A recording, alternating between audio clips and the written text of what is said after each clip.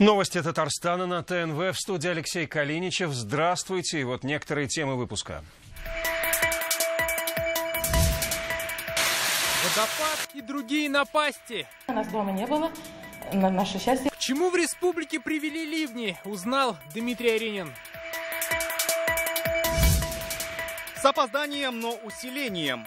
На полную мощь придется работать. В Татарстане стартовала уборка, на что готовы аграрии, чтобы не потерять ни центнера с полей, узнавал Рамиль Шайдуллин. В Татарстане сокращается рынок страхования урожая. Часть урожая мы потеряли. Вот за эту часть определили комиссионно. Почему? Ответ на полях искала Лейсан Сабирова. Неразделимые родственные связи. Живу вообще отдельно. Пришел, лег, включил ящик, смотрю, все, я даже общаться с ней не могу. Почему внук с бабушкой не могут найти общий язык? В семейном конфликте попыталась разобраться Альбина Минибаева.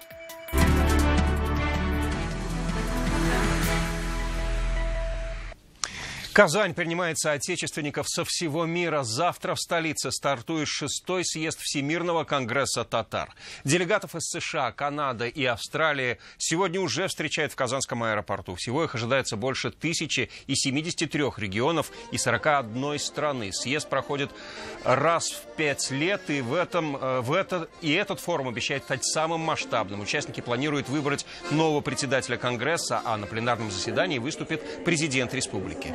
За 5 дней в Курултае гости обсудят проблемы сохранения нации, культурного наследия татарского народа и наметят план развития на ближайшие годы. Раньше, когда мы жили в Китае, была татарская школа. Ну, много татаров было. А сейчас в Америке уже не так особенно. Даже вот, которые приезжают из России, из Татарстана, между собой они разговаривают на русском языке.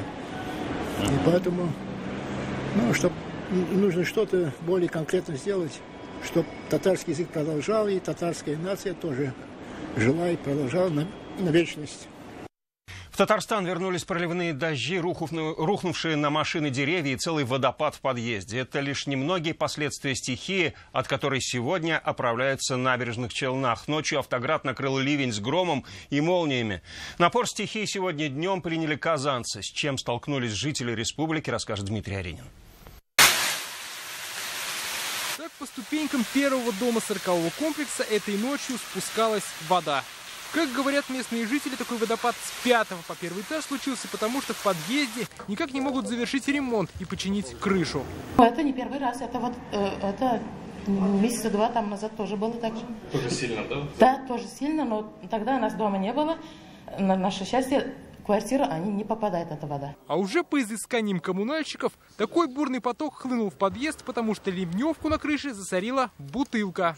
Сетка на данный момент сейчас здесь уже стоит, то есть мелкий мусор он не пройдет. А вообще в перспективе с нашей стороны поменять уже эту ливневку полностью на пластик с 5-го по 1-й этаж. Уже крыши челнинских машин стали жертвами упавших деревьев. Такую картину в своем дворе обнаружили сразу несколько пользователей соцсетей. Подобное плавание по интернету казанцы запустили свой поток видео о встречах с ливнем. Он мимолетно прошел сегодня днем. Поехали в озеро. Завтра, по прогнозам Гидрометцентра, татарстанцам также нужно готовиться к стихии. В республике местами ожидается гроза с порывами ветра до 18 метров в секунду. В МЧС рекомендуют всем быть осторожнее. Дмитрий Аренин, Константин Величко, Ленар Султанов, ТНВ, Казань, Набережные Челны. Уложиться в 3 недели дожди не оправдание для отставания. Татарстанские аграрии приступили к уборке. Комбайны 9 районов уже на полях. Жатва начинается на неделю позже. Все связано с погодой. По прогнозам Минсельхоза придется привлечь и больше 100 комбайнов из соседних регионов. Готовы ли люди и машины, проверил Рамиль Шайдуллин. Хлеб всему голова, но болеть уже сегодня она начинает у азнакаевских аграриев. Одними из первых они приступили к уборке. За крайне плотный август хлеба нужно убрать 62 тысяч гектаров. В этом году, на полную мощь придется работать. Урожай есть, его не надо потерять. Беспокоиться есть о чем. Вся техника с кормозаготовки отправляется на уборку, как в целом и по Татарстану. Если в среднем каждой машине достанется по 400 с лишним гектаров, то отдельным живчикам и по 1000. На полях у нас сформировался в целом хороший урожай. На многих из них влажная погода при этом еще спровоцировала развитие второй волны сорняков. Все это будет сильно влиять на производительность уборки. В Заинском районе уже работают по два. Позволит погода за работу и в 2 смены. Зерна вдоволь, а каким будет хлеб, пока только прогнозы. Здесь ждут по 56 центнеров с гектара. 22 комбайна уже работают, но в течение часа еще 15-20 приступит. Так что через день-два, значит, район, можно считать, максимальный производительность должен уже давать. Если не хватит комбайнов, помощи ждать из соседних регионов. С уборкой не за бесплатно. Татарстану уже готовы помочь отряды из Воронежа, Краснодара и Ставрополья. Примерная такса от 3 до 3,5 тысяч за гектар. Все, чтобы успеть в срок. Год назад в это время с полей было убрано больше 1 миллиона тонн. Сегодня же местами хлеб только дозревает. Рамиль Шайдуллин, Ильшат Аюбов, Альберт Шафигуллин, Фуат Гайсин, Булат Шафигуллин, ТНВ, Казань, Азнакаевский, Заинский районы. В Татарстане на четверть сократилось страхование сельхозплощадей. Аграрии республики заключили всего 20 договоров против 87 в прошлом году. Это значит, что в случае засухи или обычных дождей региону грозят потери как урожая, так и денег. Неужели 2010 год не стал уроком? Лейсан Сабирова искала ответы на полях. Это вот игра в рулетку, что ли, можно сказать. В этом агрохолдинге из 65 тысяч гектаров застраховали только 5 тысяч, хотя поля в самых разных районах с самыми разными климатическими условиями. Люди из-за волокиты и оформления, во-первых, из-за того, что вот такие жесткие условия возврата страхованной суммы. Причин много, договоров со страховыми компаниями мало, всего 20 соглашений и всего на 92 миллиона рублей. Ранее стабильный лидер по страхованию Татарстан в этом году лишь 9-й в списке. Площадь республики сокращается в течение последних 5 лет. К примеру, если в 2012 году под страховой защитой находилось 45% посевов, то сегодня лишь 1/10 часть. Это несмотря на то, что начиная с 2010 года сельское хозяйство республики переживает испытания погодой. Ситуация схожа по всей стране. Многие не хотят, потому что федеральные условия неподъемны. Изменилось правило страхования, во-первых.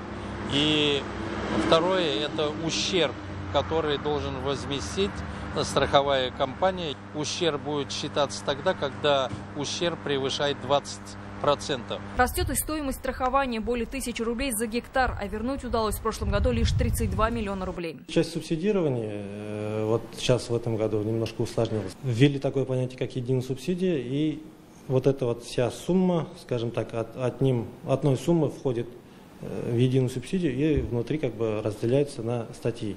Кроме этого, в 2017 году до настоящего времени, уже можно говорить на 1 августа, федеральный Минсельхоз не обеспечил принятие нормативной базы. Ежегодно выпускается определенный пакет документов, который позволяет абсолютно понятно и по утвержденным нормативам и методикам, которые прописываются в этих документах, осуществлять субсидирование. Урегулировать вопрос должны в ближайшее время. Особое внимание должны уделить страхованию озимых культур, что особенно важно для Татарстана. Тем временем в 19 регионах уже объявили АЧС. Лейсан Сабирова, Руслан Хуснуддинов, Марат Саидгараев, Рамзиль Гарипов, ТНВ, Алексеевский район, Казань. Что август месяц нам готовит? А он полон нововведений, как административных, так и финансовых. Например, с этой недели тем, кто не прошел военную службу, не работать и в госслужбе. А уже сегодня больше 14 миллионов пенсионеров получат очередные надбавки. Все ли на этом, выясняла Альбина Салгараева. Забота о пожилых. Начиная с этого дня работающие пенсионеры начнут получать примерно на 200 рублей больше обычного. Максимальная прибавка к зарплате составит 222 рубля. Но пенсионерам и без того хорошо зарабатывающим по меркам своего региона рассчитывать на прибавку не следует. В России работает треть от всех пенсионеров. С высоты шлют привет новые правила использования лифтов. С 1 августа эвакуировать застрявших в кабине обязаны максимум за полчаса. За безопасность лифтов теперь отвечает управляющая компания. По информации Минстроя, замены сегодня требуют 27 тысяч лифтов по всей России. На свой страх и риск ожидается, что в августе Минздрав России позволит врачам выписывать лекарства по инструкции, не совпадающие с симптомами. Но только если прежнее лечение не подействовало, а в России нет других эффективных лекарств. С 1 августа в Россию из-за рубежа можно попасть по электронной визе маленькому штампу вместо большой вклеенной страницы. При условии, что туристы, а это граждане 18 государств, въедут через свободный порт Владивосток. Они обязаны иметь при себе медицинский полис. Не служил ни ногой на госслужбу, уже завтра в госструктурах не смогут работать те, кто не отслужил в вооруженных силах России, если на то не было законных оснований. Фискальный редизайн. Со 2 августа обновится форма декларации по земельному налогу. Так, плательщикам больше не нужно будет указывать код вида экономической деятельности и заверять документ печатью организации. А за продажу нелегалки уже с конца августа грозит больше 10 лет лишения свободы. Если алкоголь без лицензии причинит крупный ущерб гражданам, то нарушителю штраф в 3 миллиона рублей. Но большая ответственность за незаконную продажу крупных партий алкоголя группой лиц. За это 4 миллиона штрафа или 12 лет тюрьмы. Заставлять родителей школьников покупать имущество для учебных заведений недопустимо. Об этом Владимир Путин заявил на встрече с главой Калмыкии Алексеем Орловым. Президент обратил внимание на сигналы от граждан, которые приходили во время недавней прямой линии. Речь шла не только о требованиях к родителям платить за питание, но и даже купить парты. Знакома ли эта тема жителям Татарстана? Раз только делали ремонт, помогали, но нам предоставляли все. Краску предоставили, мы красили. Кисточки, все. Оплачивали уборку класса, чтобы дети этого не делали сами, а чтобы кто-то убирался в классе. Мы только атласы там или тетради покупаем, но это необходимо уж тетради. Это в пределах 3000, и эти деньги идут на подарки ко дню именинника, допустим, детям. Ну что там, если на Новый год они организовывают поход в театр? Я считаю, что не должны, потому что все равно родители – это такие же налогоплательщики. Они уже платят свой налог, а, как известно, школа – государственное учреждение, и она обеспечивается из бюджета. Всякие же возможности. Есть богатые, есть все-таки не очень богатые. В страхе больше 5 лет 90-летняя бабушка, ветеран труда, обвиняет своего внука в жестоком обращении. От безысходности свою комнату она отделила железной дверью и поставила сигнализацию. Внук при этом отрицает все обвинения, ссылается на старческий маразм. Альбина Минибаева попыталась разобраться в семейном конфликте. В этот раз я поставила барную дверь. Железная дверь внутри квартиры. В комнате Анны Еремеевой окна запаяны решетками. В таком страхе пенсионерка живет больше 5 лет. Я живу в клетке. Он может меня закрыть. Он может делать со мной все, что хочет. Я могу не выходить ни день, ни два, ни горшка. Ничего. Пенсионерка обвиняет своего внука в жестоком обращении. Вдобавок, по ее словам, постоянно пропадают документы на квартиру. Все инциденты происходят, когда внук приходит под шофе. Ну, бывает, она доведет, она мертвого доведет. Он соседка сверху говорит: батюшки, какие нужны нервы. Участковый периодически приходит. Ну, она им звонит, говорит: у меня там, говорю, внук пьяный пришел, а у меня там пенсию украл. Вот. Он приходит, со слов внука, он говорит, что он приходит, он тут же находит, что он там потерял. Я пишу объяснить, он спокойно ходит, ничего не происходит. Со слов соседей, родственники ругаются каждый день, но в синяках бабушку не видели. В прошлом году пенсионерка обращалась в полицию, однако в возбуждении уголовного дела отказали. Внук, в свою очередь, говорит, что и сам устал жить в такой семейной обстановке. Маразм уже старческий. Полиция уже знает это. Они уже боятся, когда она к ним идет. Оскорбляя друг друга, родственники так и остаются жить в этой двухкомнатной квартире. Если бабушке просто-напросто некуда идти, то внук считает, что делить жилплощадь бессмысленно. 90-летней пенсионерке остается повторно обращаться в полицию и доказывать факты жестокого обращения. Также ее родственники могут написать заявление в социальную защиту с просьбой прикрепить за бабушкой соцработника. Ведомство рассмотрит, возможно ли оказание такой услуги в ее случае. Альбина Минибаева, Александр Лобанов, ТНВ, Казань. Это новости Татарстана. И вот о чем далее. Около 4000 срочников было призвано во время весенней кампании. Конечно, обращаются выбрать получше воинскую часть, там, чтобы это, я не скрываю, это есть. Каких еще привилегий просят солдаты и сколько человек уклоняются от армии, узнал Салават Мухаммадуллин. Гигантские букеты, зеленые лабиринты. Фантастически сделано, придумано. Что еще представлено на фестивале «Цветущая Казань» увидела Адель Кламиц.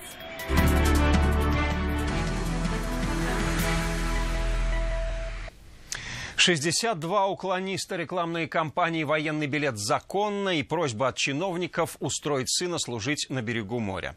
Итоги весенней призывной кампании подвели сегодня в Доме правительства. Всего за 3 месяца новобранцами стали 4000 срочников. Почему не все добрались до военных частей и как в Минобороне относятся к службе женщин, расскажет Салават Мухаммадуллин.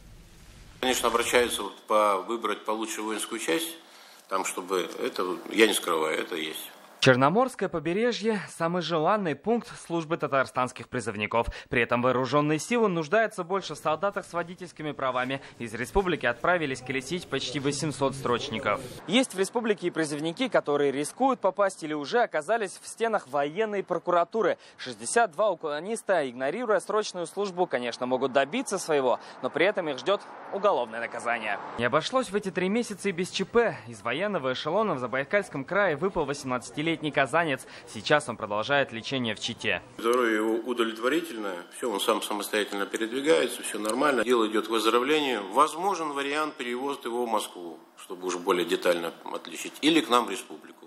Говоря о здоровье, показатель годности татарстанских призывников остался на уровне 75%. Не последнюю роль здесь сыграли и юридические фирмы со слоганом «Военный билет законно». Но у нас часто бывают случаи, когда действительно больные ребята обращаются в эти так называемые компании, как вы их назвали, имея заболевания, по которым не призываются никоим образом. Традиционно не призываются на службу и девушки, хотя и среди женского пола есть солдаты. Женщин у нас в Татарстане нет. Я знаю, что по России есть. Наши женщины занимаются своим делом в республике. Пусть занимаются. За здоровье. Накануне закончилась весенняя кампания, и уже сегодня началась работа над осенней. Призывники, которые вместо срочной службы желают отдать долг родине по контракту, могут уйти в армию уже сегодня. Салават Мухаммадуллин, Марат Зайдуллин, ТНВ, Казань. Первый в России открылся в Татарстане. В республике появился лагерь для детей, страдающих сахарным диабетом. Подобных в стране нет. Сюда приехали 30 детей со всей республики. Как их учат справляться с недугом, увидела Алина Мингалиева. Когда сделать укол, когда съесть сладкое, все это Раиль знает с 7 лет. Именно в этом возрасте ему и поставили диагноз сахарный диабет. А уже в специальном детском лагере его научили правильно подбирать дозу инсулина и рассказали, для чего эти уколы нужны. Если я не буду делать этот инсулин, у меня выделяется ацетон. Ацетон – это как яд для организма, и он вредит здоровью, у меня падает зрение. Всего здесь таких, как Раиль, 30 детей в возрасте от 13 до 18 лет. Объединяет их смех, веселье, дружба и общий недуг. Мне нравится то, что нас стало больше новых людей, больше новых знакомств. Это первый подобный лагерь в России для детей с сахарным диабетом. Раньше подростков принимали в палаточном, и существовал он за счет благотворительных фондов.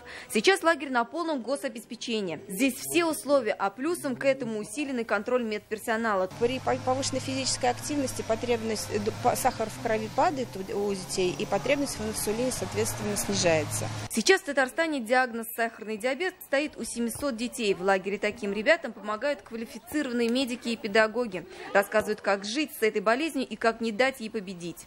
Это как бы начало нового проекта. И мы сейчас смотрим, что нам нужно, улучшить в обслуживании этих детей. Лагерь примет детей и в следующем году. Алина Мингалиева, Даниил Филатов, ТНВ, Зеленодольский район. Рамиль Тухватуллин вернулся на сцену Камаловского театра. Сегодня об этом объявили актерам на традиционном сборе труппы после отпуска. Главный режиссер театра Фарид Бекчентаев поделился планами на новый сезон. Что ждет зрителей, узнала Эльмира Шаймарданова. Улыбки, теплые объятия, загоревшие и с новыми впечатлениями. Хотя и не видели друг друга месяц, но успели соскучиться как по коллегам, так и по сцене. Отдохнул так, отпуск так быстро прошел. Первый день на работу, идти как на 1 сентября, как в школу. Был в горах, отдыхал в санатории, восстанавливался. 3 года. Возвращение любимчика публики Рамиля Тухватуллина. Теперь он будет играть в Камаловском. Сегодня в родном доме и чувствую себя очень счастливым человеком. Его возвращение как-то естественно. Мне кажется, появятся новые спектакли, новые роли у Тухватуллина. И для зрителей, и для нашей труппы, мне кажется, это плюс и праздник. Тухватуллина зрители помнят по ролям Булат, Голубой шали, Тибальт в «Ромео и Джульетте», Альфреда в «Казанских парнях». За последние десятилетия он больше снимал кино, нежели играл и снимался. Возглавлял управление при Кабмине и успел сыграть на сцене Качаловского. С корабля на бал не успели артисты вернуться из отпуска, а уже в первый рабочий день их ждет репетиция, которую провел Ильгиз Зайниев. Да и гастроли не заставят себя ждать. 18-19 августа труппа Академического театра отправится в Тыву со спектаклем «Банкрот». На гастроли не в поезде, а на отдельном самолете. Это подарок президента Татарстана. А из премьер спектакль «Пришлый» по пьесе Сюмбель Гафаровой. Его ставит Бекчентаев и знаменитая Миркая Слу режиссера Ильгиза Зайниева. Эльмира Шаймарданова, Игорь Романов, ТНВ «Казань». Вторая жизнь для старых деревьев. Сегодня Министерство экологии Татарстана запустило акцию «Экология дерева». Теперь спиленные ветки и сухостой пойдет не на полигоны бытовых отходов, а в мастерские умельцев. Что можно сделать из отжившей свой век древесины, увидел Дмитрий Аринин. Вот так легким движением руки рабочие спиливают сухие ветки березы. Не на полигон Восточный, а на стол ремесленников попадет этот сухостой. Бережное и рациональное отношение к природе – такова цель акции «Экология дерева». Мы хотим показать, как грамотно можно использовать вторсырье и тем самым снизить нагрузку на полигоны твердокоммунальных отходов. Первые желающие принять участие в акции не заставили долго себя ждать. Идея изготавливать подсвечники и светильники из спиленной древесины пришла инженеру-теплофизику Сергею Загнойко. Это основной урок моей деятельности, работа с деревом. То есть я от этого получаю удовольствие. То, что что-то делать своими руками. Работать с природным материалом непросто, да и не каждое дерево подходит, признается Сергей. Легче всего, говорит, создавать что-то новое из дуба и клена. Дерево – живой материал. Для того, чтобы с ним работать, его нужно сначала, чтобы оно отлежалось. Просыхает спиленный брусок от месяца до полугода. А вот превращается старое дерево в новый подсвечник за 15-20 минут. Изделие из древесины Сергей уже активно выкладывает в своем Инстаграм. Это лишь одна идея, как обычный брусок дерева превратить в красивый элемент домашнего декора. Каждый житель Татарстана может приобщиться к акции. Министерство экологии принимает интересные идеи по переработке древесины по электронному адресу, который вы видите на экране. Фото приветствуется. Дмитрий Аринин, Алина Бережная, Марат Саидгараев, ТНВ, Казань. Гигантские букеты, зеленые лабиринты и десятки оригинальных композиций. Все это можно увидеть на традиционном фестивале цветов у театра кукол «Экият». Как выглядят клумбы в джинсах, увидела Адель Коломиец. Аромат шикарный, вид потрясающий. Площадка у театра кукол расцвела за несколько дней. Розы, петунии, бархатцы повсюду и даже в джинсах. Все фантазически сделано, придумано.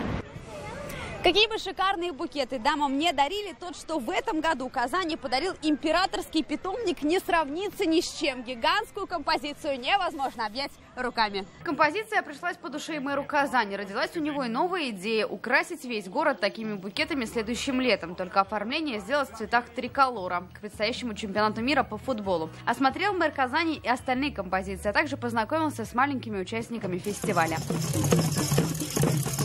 Сказочные деревья, зеленый лабиринт. На фестивале 11 композиций. В сентябре жюри отберут 3 лучшие, которые получат приз зрительских симпатий. Здесь очень красиво, есть где поиграть. Прелестный вид, прям здорово, мне очень нравится, все классно. Площадка цветочного фестиваля будет работать до осени. Периодически здесь будут проходить различные мероприятия. К примеру, завтра казанских девушек приглашают на 2-й городской фестиваль беременных и молодых мам. Адель Коломиец, Ренат Сафин, ТНВ, Казань. Пока на этом все. Далее о спорте, о погоде. Следующий выпуск 21:30. До встречи.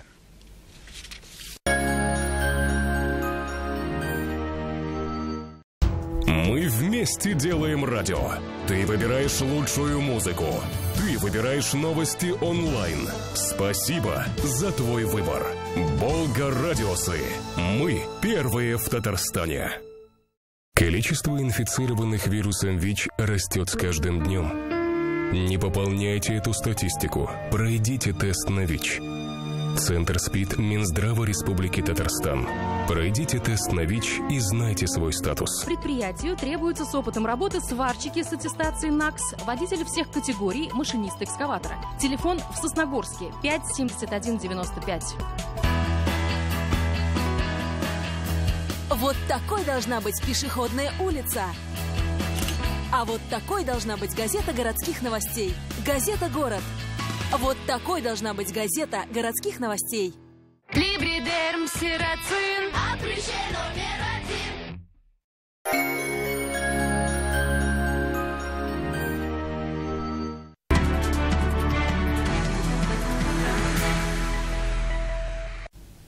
Добрый вечер. Время новостей «Спорт» на ТНВ, в студии Алмаз Гафиатов. Татарстанский пловец Александр Красных продолжает получать поздравления. Спортсмену, его тренеру и ректору Поволжской академии спорта и туризма поздравительную телеграмму адресовал Рустам Миниханов. Президент республики отметил, что его бронзовые и серебряные медали чемпионата мира, цитата, «важный вклад в копилку общероссийских побед». Подтверждение того, что активная работа по развитию водных видов спорта в Татарстане и в стране приносит свои плоды. Напомню, что на чемпионате мира в Будапеште Красных завоевал бронзовую медаль в плавании свободным стилем на 200 метров, а также выиграл серебро на эстафете 4 по 200 метров. Сегодня в Министерстве по делам молодежи и спорту наградили лучших юных теннисистов республики. На прошедшем в Португалии первенстве Европы по настольному теннису наши завоевали золотые медали в составе кадетской и юношеской сборных России. Чемпионками стали воспитанницы Казанского училища Олимпийского резерва Арина Слаутина и Дарья Шадрина. Кроме этого, Слаутина выиграла серебряную медаль в парном разряде. Первенство Европы проходило в городе Гемораньше с 14 по 23 июля. В финальных схватках были обыграны сборные Франции и Румынии. До этого теннисистки прошли отбор в сборную России в 3 этапа. После победы на чемпионате Европы Арину Слаутину ждет еще турнир среди кадетов ТОП-10, который пройдет в сентябре в Англии. Тренирует нашу юношескую команду Олег Смирнов. Конечно, эмоции переполняют, когда ты сам стоишь на пьедестале, играет гимн, ты держишь флаг, поешь гимн своей командой. Незабываемые впечатления. Хочется повторить такой же результат, чтобы повторить эти эмоции. Это первая медаль такого масштаба. А хоккеисты Акбарса сегодня стартовали на Кубке губернатора Нижегородской области. В этом году на турнире несколько изменился состав участников. Помимо Торпеды и Акбарса в Нижнем Новгороде сыграют московский «Спартак», Автомобилист, Новокузнецкий «Металлург» и Салават Юлаев. Так что первое зеленое дерби в этом сезоне состоится уже в начале августа. Акбарс сыграет на турнире в 4-й раз в истории. В 2014 году казанцы стали чемпионами. Сейчас в составе нет нападающих Владимира Ткачева и Станислава Галиева, которые вызваны в расположение сборной России. Сегодня днем команда провела свой первый матч, в котором смогла обыграть «Автомобилист» из Екатеринбурга в серии буллитов. Основное время матча завершилось со счетом 3-3. Победный буллит на счету Джастина Азеведа. И это все новости спорта к данной минуте. Будьте здоровы и занимайтесь спортом. До свидания.